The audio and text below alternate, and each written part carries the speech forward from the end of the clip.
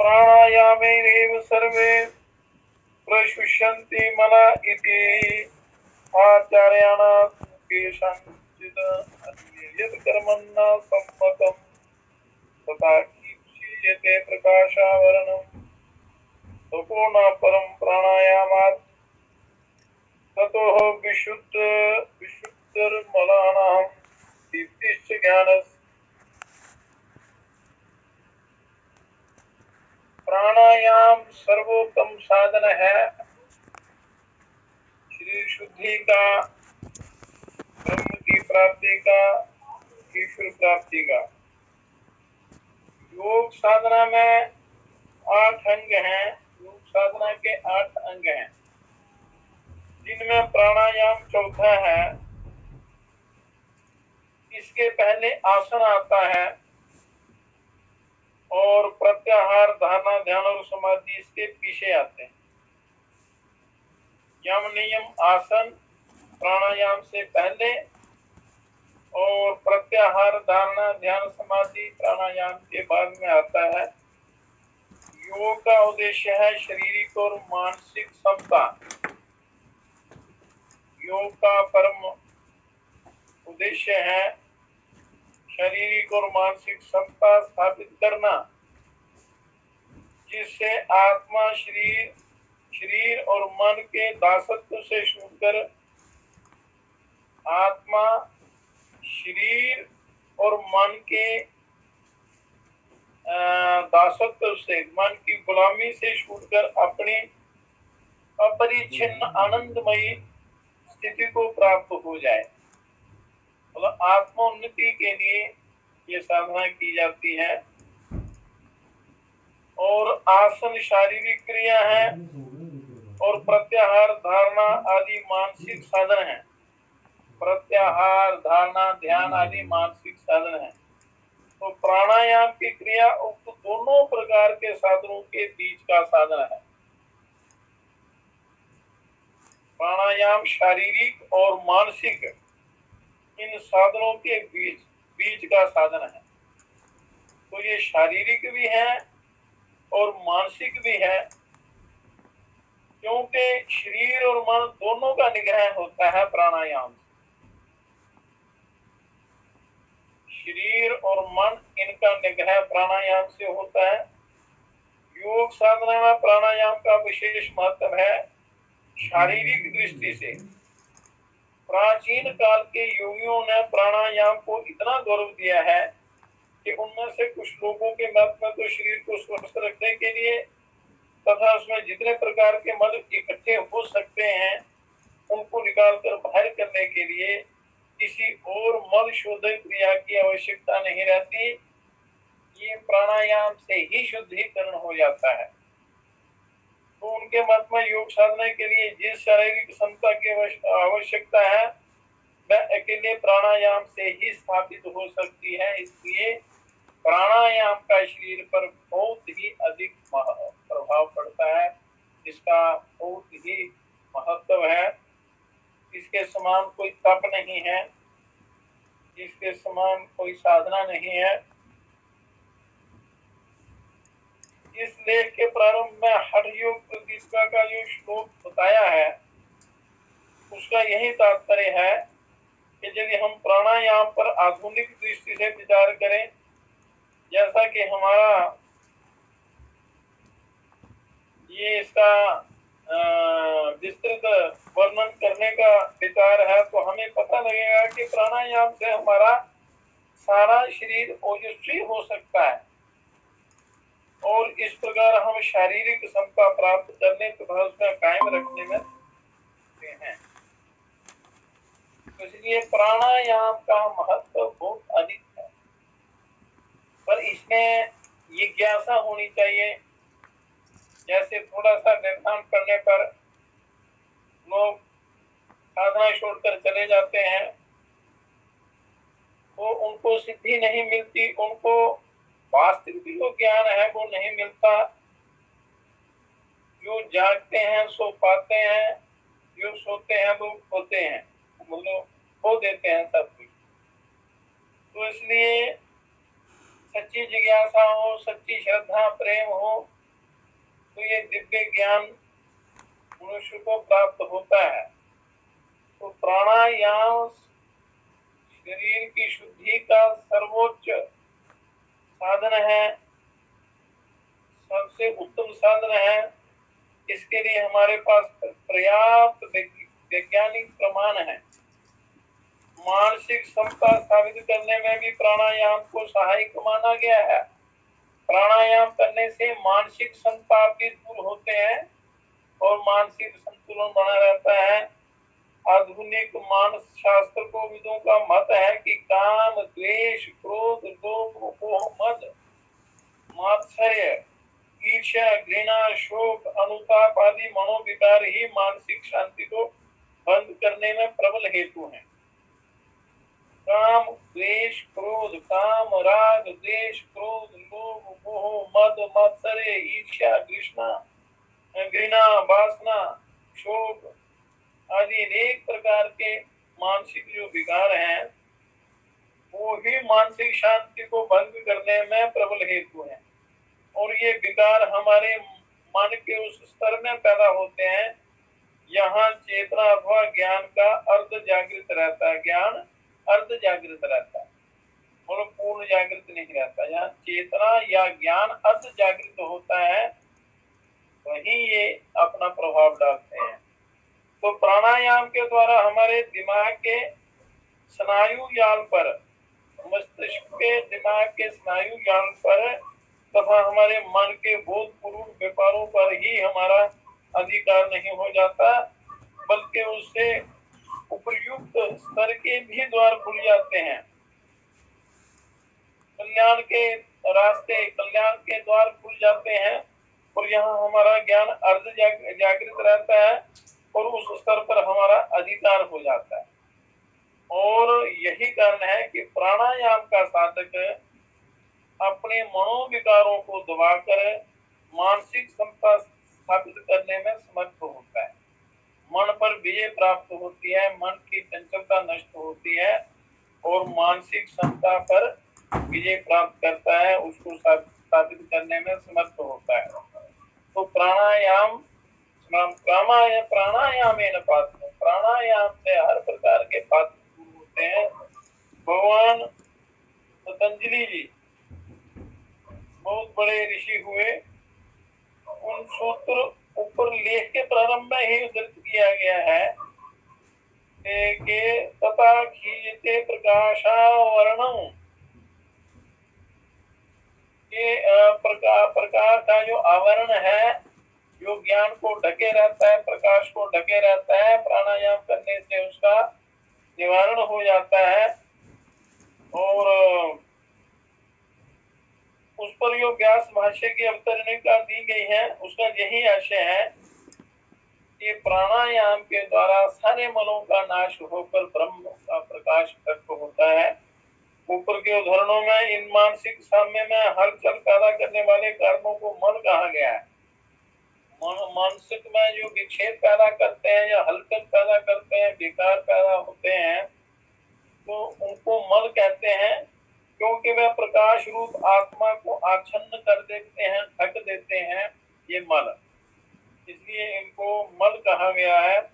इन मनोमलों को धोने तथा आत्मा को अपने निज स्वरूप में स्थित करने के लिए भगवान पतंजलि ने प्राणायाम को साधन बताया है, सर्वोत्तम बताया है, परम उत्तम बताया है। हर प्रकार की योग की सिद्धि के लिए प्राणायाम बहुत ही आवश्यक है। चाहे राय योग हो, हठ योग हो, सिद्ध योग हो, लय योग हो, ज्ञान योग हो, मंत्र योग हो, कोई भी योग हो। और भाष्यकार व्यास जी ने उसका समर्थन किया है, जिन्होंने इसका विस्तृत वर्णन किया है, और ये बिल्कुल सही सही लिखा है इन शास्त्रों में। यहाँ इस बात को जानकर श्रोताओं को बड़ा कुतूहल होगा कि आधुनिक स्नायु चिकित्सा, न्यूरोपैथी जो है, न्यूरोपैथी, न्यूरोसर्जन जो होते हैं, तो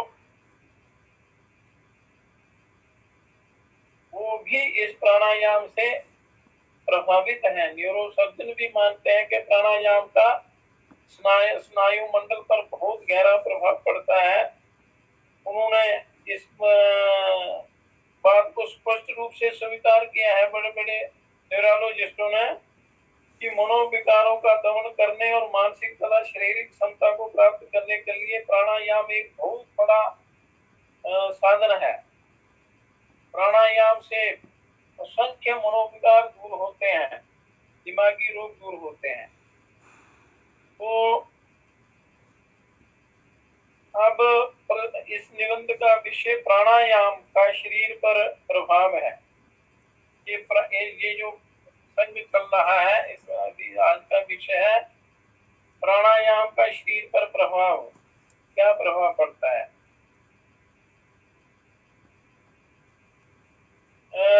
इसको केवल ये बताने के लिए कि प्राणायाम से केवल शरीर को ही लाभ नहीं पहुंचता, संक्षेप में इस बात की ओर भी संकेत कर दिया है कि उसका मन पर कैसा प्रभाव पड़ता है। मन पर भी इसका बहुत प्रभाव पड़ता है, शरीर पर भी पड़ता है, मन पर भी पड़ता है। मन नियंत्रण में होता है। अब हम प्राणायाम से होने वाले शारीरिक लाभों का और मानसिक लाभों का विस्तार से वर्णन करेंगे। ऐसा करने के पूर्व हम प्राणायाम प्रक्रिया की कुछ मुख्य बातों का दिग्दर्शन करना उचित समझते हैं, क्योंकि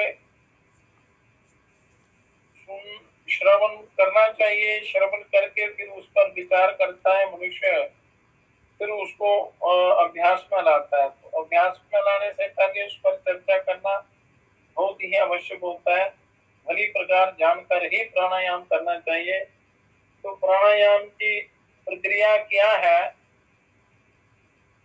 उसका विषय बताते हैं कि शारीरिक दृष्टि से प्राणायाम में केवल श्वासोपयोगी अंगों का ही संचालन और व्यापार होता है। शारीरिक दृष्टि से प्राणायाम का अर्थ है श्वास की गति को कुछ काल के लिए रोक देना। और साधारण स्थिति में श्वासों की चाल इस प्रकार की होती है, पहले श्वास का भीतर जाना, फिर थोड़ा रुकना, फिर बाहर निकलना, फिर रुकना, फिर भीतर जाना, फिर रुकना, फिर बाहर निकलना, फिर रुकना इत्यादि। ये क्रम चलता रहता है। अर्थ में प्राणायाम में श्वास लेने का ये सामान्य क्रम टूट जाता है। श्वास और प्रश्वास मतलब वायु के भीतर जाने की क्रिया श्वास और बाहर जाने की क्रिया प्रश्वास कहलाती है। दोनों ही गहरे और लंबे होते हैं। प्राणायाम में ऐसे साधारण अवस्था में तो स्वाभाविक स्थिति में वो थोड़ी अल्प मात्रा में ये श्वास अंदर जाता है, थोड़ा रुकता है, फिर बाहर आता है, श्वास निकलता है। ये क्रम चलता रहता है। साधारण रूप से थोड़ी इसकी लंबाई कम होती है। पर यह प्राणायाम किया जाता है यत्न के द्वारा, उसको अभ्यास किया जाता है इस प्राणायाम का, तो इसमें श्वास और प्रश्वास और गहरे हो जाते हैं, लंबे हो जाते हैं। और श्वासों का विराम रुकना तो इतनी अधिक देर तक होता है कि उसके सामने सामान्य स्थिति में हम जितने काल तक रुकते हैं वह तो नहीं के बराबर होता है। और जब प्राणायाम करते हैं या जैसे पूरक करते हैं, श्वास अंदर लेते हैं फिर अंदर रोकते हैं, तो सामान्य स्थिति से कई गुना ज्यादा हम जब प्राणायाम का अभ्यास करते हैं तो श्वास अंदर रोकते हैं और श्वास बाहर भी काफी देर तक निकालते हैं। और श्वास का भीतर लेना, फिर रोकना और बाहर निकालना, ये इसमें अधिक समय लगता है, लंबा हो जाता है और बहुत ही लाभदायक होता है। तो योग की भाषा में श्वास अंदर खींचने को पूरक कहते हैं, बाहर निकालने को रेचे कहते हैं और भीतर रोक रखने को कुंभक कहते हैं। पूरक, रेचक, कुंभक, ये तीन प्रकार का होता है। एक बाह्य कुंभक, आभ्यंतरिक कुंभक, और श्वास अंदर खींचना, बाहर निकालना। तो बाहर बाहर निकालने को रेचक और रोक रखने को कुंभक कहते हैं। तो प्राणायाम कई प्रकार के होते हैं, इसके कई प्रकार हैं और उनका अलग अलग प्रभाव है शरीर पर। और जितने प्रकार के प्राणायाम हैं उन सब में पूरक, रेचक और कुंभक करना होता है। ये प्रक्रिया को जारी रखना होता है। और कुंभक भी भिन्न भिन्न प्रकार के होते हैं। पूरक मुंह से करना चाहिए या नासिका से करना चाहिए। पूर्व जैसे श्वास अंदर लेते हैं, या मुख बंद करके या नासिका से एक बंद करके एक से लें, या मुख बंद रखकर दोनों नासिकाओं से श्वास अंदर लें। पूर्व मुंह से करना चाहिए अथवा नासिका से। और नासिका से करने में हम दाहिने छिद्र का अथवा बाएं छिद्र अथवा दोनों का प्रयोग करते हैं।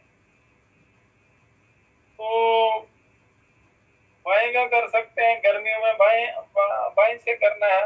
अगर स्वरों से करना है तो पहले गर्मियों में बाएं से, सर्दियों में करना है तो पहले दाएं से शुरू करते हैं। दाएं से कर सकते हैं, बाएं से, दाएं बाएं से कर सकते हैं, या दोनों से बिना नाक को बंद किए, बिना स्वर को बंद किए, दोनों स्वरों से श्वास अंदर ले सकते हैं, पूरक कर सकते हैं। और मुख से भी पूरक कर सकते हैं।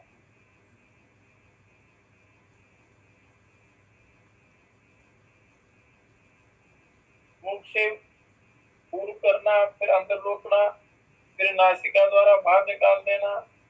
मुख से भी बाहर निकाल सकते हैं, मुख से लेना, मुख से ही बाहर निकालना, मुख से लेना, नासिका से बाहर निकालना, नासिकाओं द्वारा लेना, मुख से बाहर निकालना, फिर मुख से लेना, नासिकाओं से निकाल देना। इस प्रकार ये अनुलोम विलोम तरीके से आप ये प्राणायाम कर सकते हैं। तो रेचक दोनों नासारंध्रों से अथवा एक से ही करना चाहिए। जो रेचक है वो नासिका रंध्रों से, अधिकतर नासिका रंध्रों से ही करना चाहिए। कुंभक पूर्व के भी पीछे हो सकता है और रेचक के भी पीछे। जैसे कुंभक करना है, अगर श्वास आप अंदर खींचते हैं उसको पूरक कहते हैं। श्वास को भीतर खींचने को पूरक कहते हैं, और भीतर ही रोक रखने को अभ्यंतरी कुंभक कहते हैं। अंदर कुंभक कर सकते हैं, पूरक के बाद भी कुंभक। और जब रेचक करते हैं, श्वास को बाहर निकालते हैं और फिर श्वास को बाहर ही रोक देना है, श्वास लेना नहीं है, उसको बाह्य कुंभक कहते हैं, बाहरी कुंभक।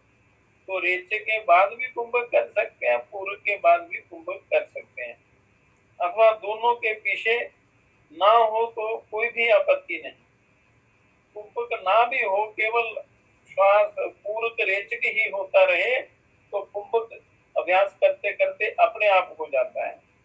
कुंभक और रेचक की भेदों को लेकर प्राणायाम के अनेक प्रकार होंगे। 1.25 करोड़ तरीका है प्राणायाम। तो उनमें मनुष्य के लिए उपयोगी 7-8 बताए हैं।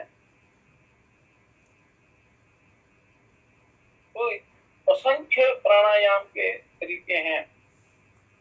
पूरक, कुंभक और रेचक कितनी कितनी देर तक होना चाहिए इसका भी हिसाब रखा गया है। क्योंकि प्राणायाम के द्वारा मनुष्य राजयोग, लय योग, ध्यान योग, सिद्ध योग को भी प्राप्त कर लेता है। तो ध्यान योग क्या है, लय योग क्या है, मंत्र योग क्या है, नाद योग क्या है, ये सबका वर्णन करेंगे। इनका अभ्यास आपने करना है। तो पहले प्राणायाम पर पूरा प्रकाश डालते हैं कि पूरक, रेचक, कुंभक कितनी कितनी देर होना चाहिए इसका हिसाब रखा गया है। ये आवश्यक माना गया है कि जितनी देर तक पूरक किया जाए उससे 4 गुना समय कुंभक में लगाना चाहिए। और जितनी देर तक पूरक किया जाता है उससे 4 गुना समय कुंभक में लगाना चाहिए, उससे 4 गुना ज्यादा कुंभक में लगाना चाहिए, और दूना समय रेचक में लगाना चाहिए। या एक हिसाब ये हो गया कि अगर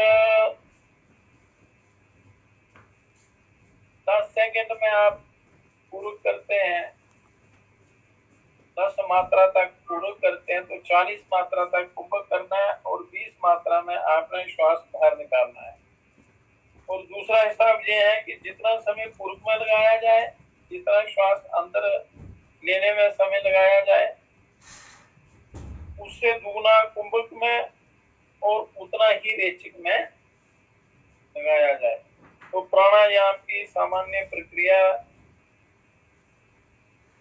का दिग्दर्शन कराकर अब हम प्राणायाम संबंधी उन खास बातों पर विचार करेंगे जिनसे हम ये समझ लेंगे कि प्राणायाम का हमारे शरीर पर कैसा कैसा प्रभाव पड़ता है।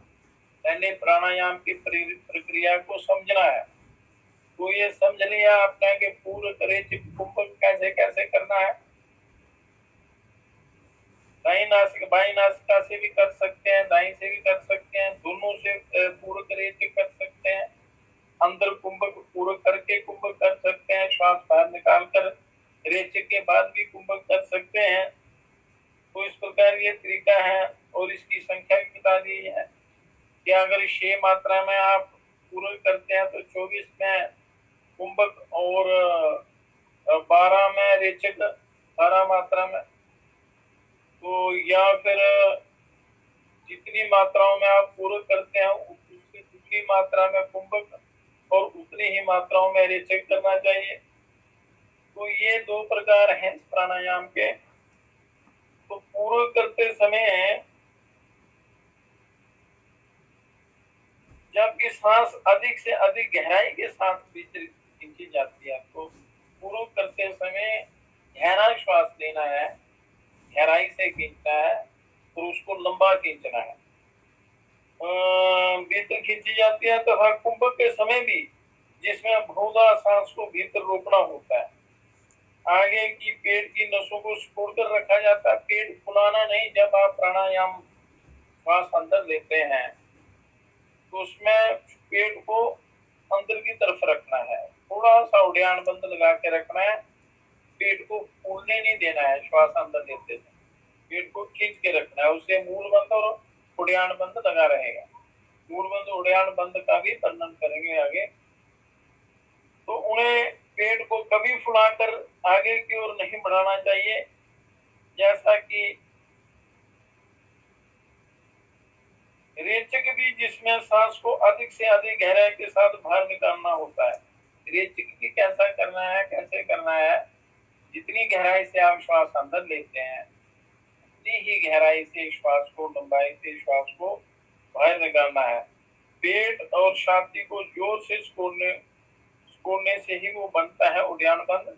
जब आप रेचक करते हैं तो पेट को पूर्णतया पीछे लगा देना है आपको पीठ के साथ। तो कुंभक करते समय मूलबंध साधन के लिए जो उदार को सिकोड़ना होता है, मूलाधार को सिकोड़ना होता है। जब आप श्वास बाहर निकालते हैं, रेचक करते हैं, थोड़ा सा उड़ान बंद और मूल बंद लगाकर रखना है। और उड़ान बंद के लिए पेट को भीतर की ओर खींचा जाता है। उड़ान बंद क्या होता है? पेट को अंदर खींच के रखना। तथा जलंधर बंद के लिए छोटी सी छाती को दबाया जाता है। जलंधर बंद 3 प्रकार के हैं, मूल बंद, उड़ान बंद और जालंधर बंद। तो मूल बंद मूलाधार को आपने ऊपर खींचना है, उदाद्वार को ऊपर खींचना है। और उड़ान बंद है पेट को अंदर की तरफ खींचना। और जालंधर बंद है रोटी को कंठ से लगा देना। ये 3 बंद भी शरीर की शारीरिक दृष्टि से, मानसिक दृष्टि से बहुत ही लाभदायक है, कल्याणकारी है, शारीरिक और मानसिक हर प्रकार की दृष्टि। ये ध्यान योग सिद्धि के लिए परम सहायक होते हैं। और इनके साथ यदि प्राणायाम किया जाए, मूल बंद, उड़ान बंद, जलंधर बंद, प्राण की साधना की जाए तो बहुत अधिक लाभ मिलता है। तो प्राणायाम के अभ्यास के लिए कोई सा उपयुक्त आसन चुन लिया जाता है जिस जिसमें सुख पूर्वक पालती मारी जा सके और मेरुदंड सीधा रह सके। प्राणायाम करते समय आपने जैसे पद्मासन लगा लेना है, पद्मासन ना लगे तो स्वास्तिकासन लगा लेना है, या साधारण चौकड़ी मार लेनी है, या सिद्धासन लगा लेना है, या वज्रासन लगा लेना है, जिससे रीढ़ की हड्डी सीधी रहे। या साधारण पालती मार कर बैठना है और मेरुदंड को सीधा रखना है। उसके बाद प्राणायाम करना है। तो एक विशेष प्रकार का प्राणायाम होता है जिसे भस्त्रिका प्राणायाम कहते हैं। सभी प्राणायामों में भस्त्रिका प्राणायाम सर्वोत्तम है, विशेष है, तो उसे खास तौर पर बतलाने की आवश्यकता है। उस प्राणायाम के दो भाग होते हैं, एक दिन पहले भी बताया था, तो जिनमें से दूसरे भाग की प्रक्रिया वही है जो ऊपर कही गई। श्वास गहराई से लेना, गहराई से बाहर निकालना। तो पहले भाग में सांस को जल्दी जल्दी बाहर निकालना होता है। 1 मिनट में 240 सांस बाहर आ जाते हैं। योग में एक श्वास की क्रिया होती है जिसे कपालभाति कहते हैं। तो भस्त्रिका के पहले भाग में ठीक ऐसी ही क्रिया की जाती है। भस्त्रिका के 2 भाग हैं। इसको करने की विधि है, युक्ति, तरीका है। तो इसको कैसे करना है इस भस्त्रिका प्राणायाम को? ये प्राणायाम हर मौसम में किया जाता है, हर प्रकृति का प्राणी इसको कर सकता है, और ये हर प्रकार से लाभ नहीं है, किसी को नुकसान नहीं होता है। तो इसकी विधि कल बताएंगे। आज लाइट ना होने के कारण, मौसम खराब होने के कारण थोड़ा लाइट बंद हो गई थी, तो ये कार्यक्रम देर से शुरू हुआ कि उसको निरंतरता नहीं छोड़नी है, अभ्यास को तोड़ना नहीं है। उसमें ये नहीं है थोड़ा सा विघ्न पड़ा, छोड़ो जी कल करेंगे परसों करेंगे, नहीं, प्रयास करना चाहिए, प्रयत्न करना चाहिए। उसमें सच्ची आस्था श्रद्धा हो तो ये नियम नहीं टूटता। नियम ना टूटने पाए ऐसा उपाय करना चाहिए, तो वही सच्चे साबित होते हैं। जो संयम नियम को, निरंतरता को नहीं तोड़ते हैं, उसकी जिज्ञासा में रहते हैं, तो ये विघ्न सारे हट जाते हैं, तो ज्ञान में वृद्धि होती है। तो इस प्राणायाम के और अनेक तरीके हैं जिनसे परम लाभ की प्राप्ति होती है। सारे झंझटों को छोड़कर केवल प्राणायाम की सिद्धि की जाए तो भी इस जीव का उद्धार, कल्याण हो जाता है, आत्म तत्व की प्राप्ति हो जाती है। जब प्राणायाम की स्थिति हो जाती है तो अगली जो क्रियाएं हैं या अगला रास्ता है वो और ज्यादा आसान हो जाता है। राजयोग, सहज योग, लय योग, मंत्र योग, नाद योग, ब्रह्म योग, सिद्ध योग इत्यादि सारे सिद्ध हो जाते हैं, पर प्राणायाम उनमें बहुत ही आवश्यक। इसलिए बाकी चर्चा कल करेंगे। आज का सत्संग यही समाप्त करते हैं। हे परम पिता, हे विश्व पिता, हे राष्ट्रपिता, हे जगदाधार, हे करुणामय दीन दयालो, पूर्ण गुरु हे अपरंपार, हे महेश अब शीघ्र कृपा कर हमें दीजिए योग विचार, मानवता के प्रेरक बनकर नाथ करे सुखमय संसार। हे परम पिता, हे विश्व पिता, हे राष्ट्रपिता, हे जगदाधार, हे राष्ट्रपिता, हे